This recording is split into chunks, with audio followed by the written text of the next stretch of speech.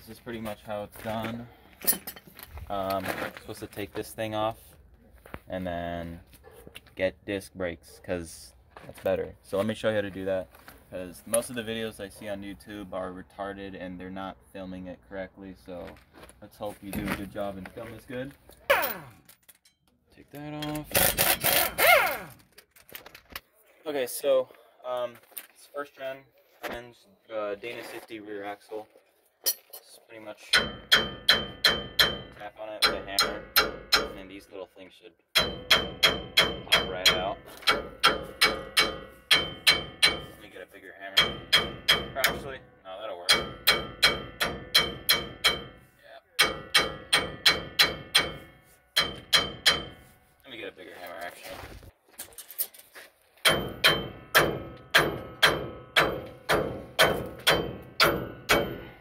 As you can see, these things pop out. And let me get a bucket so I can not train that. Where is it? There's my invoice. Okay. So that. Pull these little things out. These cone fasteners. Okay, so pull this thing out. Just sliding it out. Not really much to it. 1/2 inch. Take off this nut. This is a 2 9/16 6-point.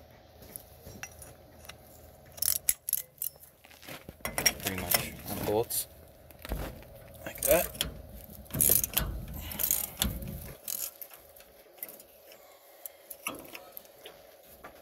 Oh yeah, this bearing was set.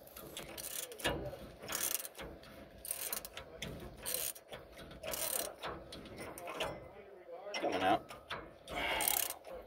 Almost there. Good. Okay, axle nut is out. Then this washer, and then the bearing.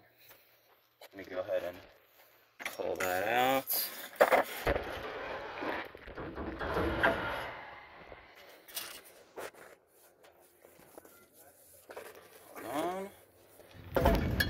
There goes the bearing, and then this thing's pretty heavy, so I'm gonna get it set down on there. You don't have to see me do that. So,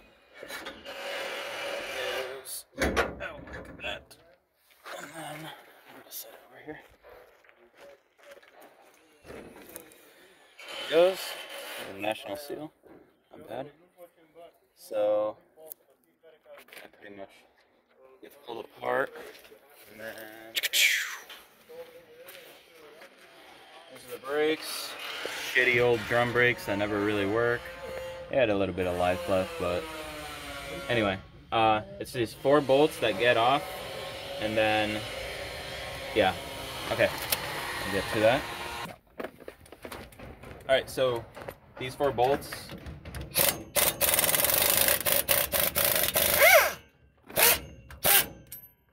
little weird. Let's get this one.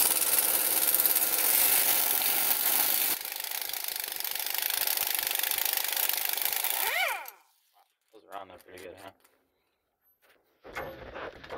This one, it's not on there correctly. There.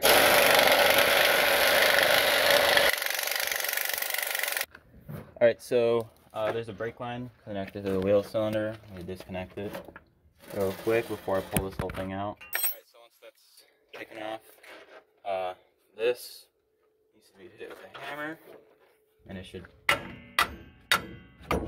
pull right out.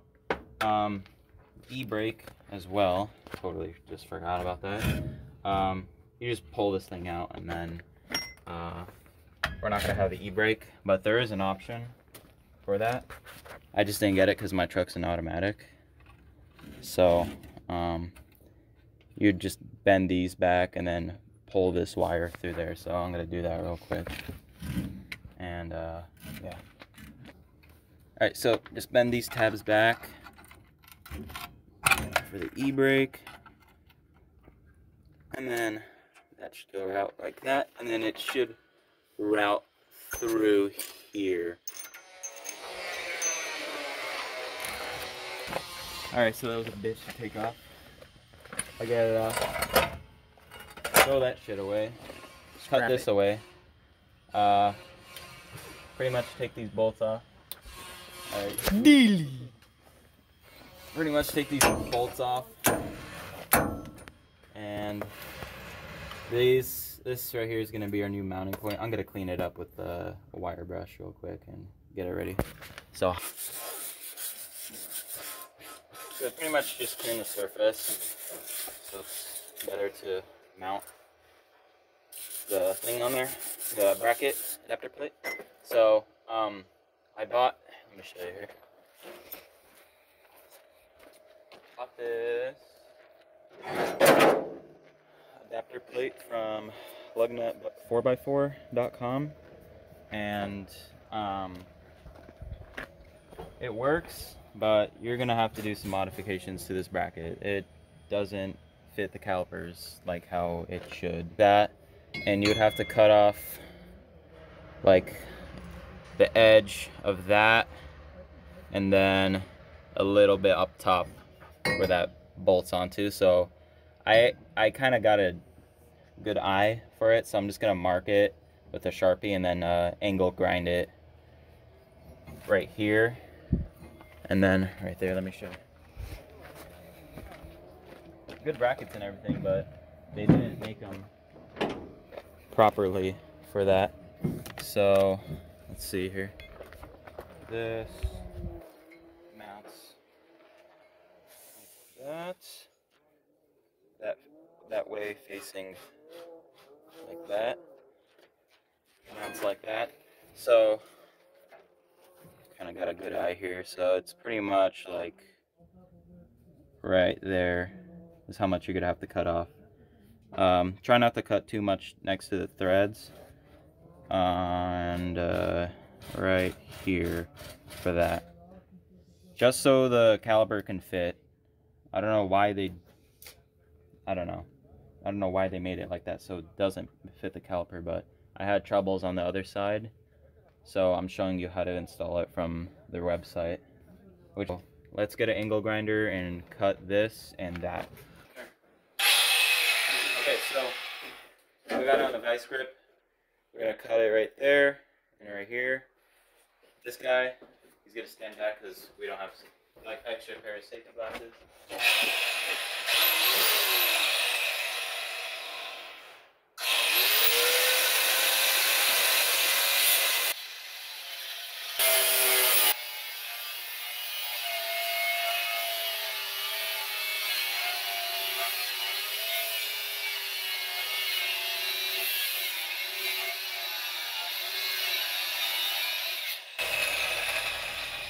Halfway there. Look at that.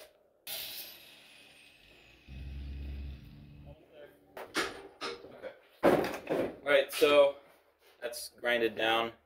Just get it at least do it like that. I'm gonna put it on the wire wheel and smoothen it. And don't touch it. It's a little warm. Anyway, so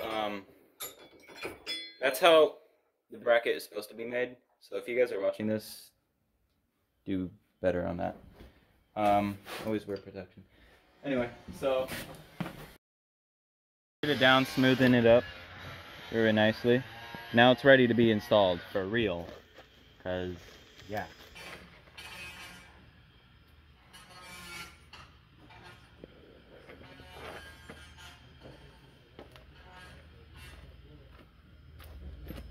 Okay, move your foot.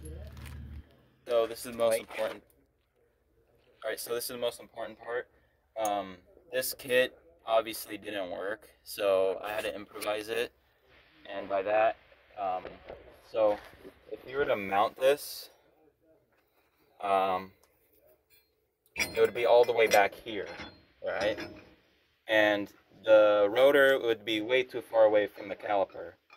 So what I did is I made some space. I went out to a hardware store and I got some spacers. So this is like an inch and a half spacer. This right here is an inch and a quarter, and then this is like a quarter inch. Then you're ready to bolt it.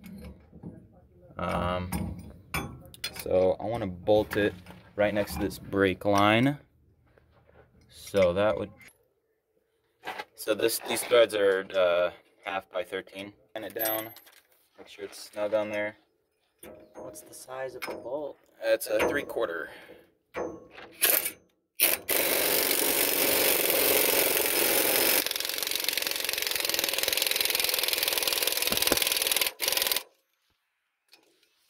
Good.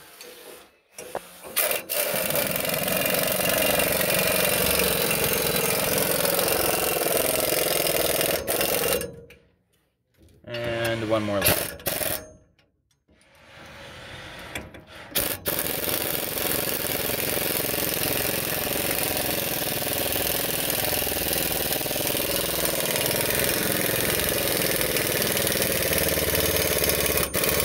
Alright, that should be on there really good. Alright, so now we're gonna go to that wheel hub. Alright, so now we knock the wheel studs out. So we're gonna knock these out. We got new wheel studs, so yeah, these don't really matter anymore. Just be careful you don't hit this.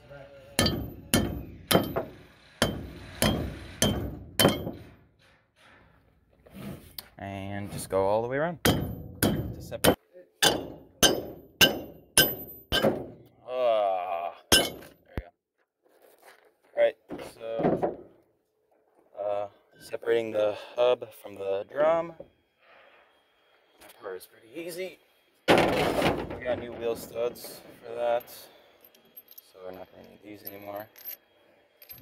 And we'll get the rotor and put it on the hub. Alright, so this is the wheel stud that would work for the conversion. It's a DORMAN 363. I'll put it in. This is the rotor. It's pretty simple. It's just like your normal thing. It's like a jigsaw. It's like a puzzle. So that faces down, and then the rotor goes over like that. And we drop the new wheel stud in for all 8 sides.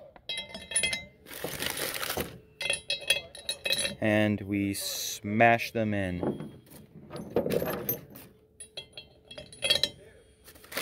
Here's the last one. And we hit it with a hammer. Alright, so a good word of advice is to put it on the ground and put it on a piece of cardboard so you don't mess up the threads in the bottom. There. Pretty much just hammer these things away. And they should all pop in there.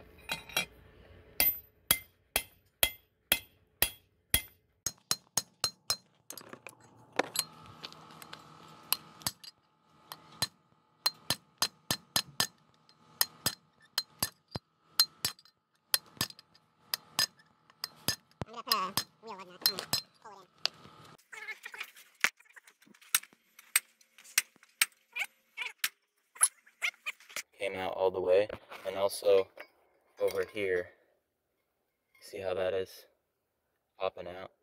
Like, they should all be even. All of these wheel studs should be even. The rotor is on. You put the wheel bearing in, seat that all the way back, and then it's just pretty much the reversal of removing it. The washer, make sure the tab is on. The tab was supposed to be on the outside. That, so you don't ruin that. And then this bad boy. Wipe it off. And I would recommend refilling the gear oil once you're done with everything. So that's supposed to go the other way. Genius. That threads onto there. Pretty much you just spin it, tighten it, spin it again.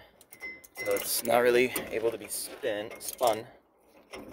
So just tighten it.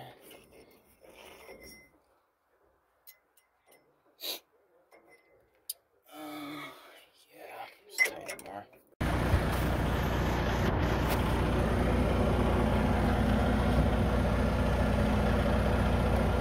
Alright, so Sorry for the loud noise in the background. Pretty much just install the brakes. It's pretty much the same thing as like a 79 Chevy 3/4 ton front brakes. Just line up the holes here and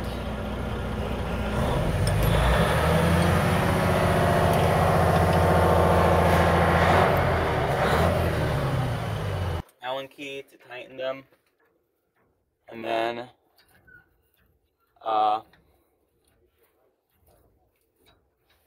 it'll tighten here,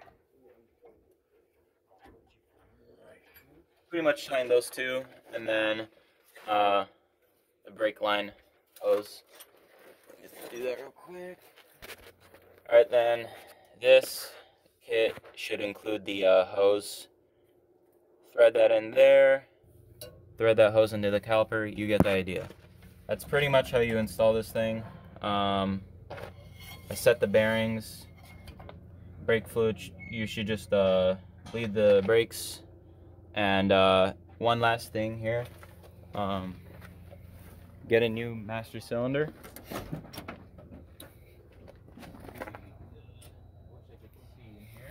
There you go. So this master cylinder has a bigger bore. This is out of a 1983 Dodge B350. And this one has like a 1.3 inch, something like that, 1.3 inch diameter bore. And this is supposed to push more fluid into the rear calipers as the stock one, which is like 1.0 inch bore or whatever. So yeah, I would definitely recommend swapping to this because this just pushes more fluid. So all you gotta do is just bench bleed it, install it, bleed the lines, and then you have rear disc brakes in the rear. So that's pretty much how it is. It's simple, but yeah. I'll put the part number for this master cylinder. It's a CENTRIC 130-68001. I'll put everything in the links in the description. And yeah. Alrighty. Thank you guys for watching. I hope you found it useful. I'll link everything in the description below. And that's about it. Happy Merry Christmas. Please leave a like, subscribe, and I'll come out with more first gen stuff. Peace.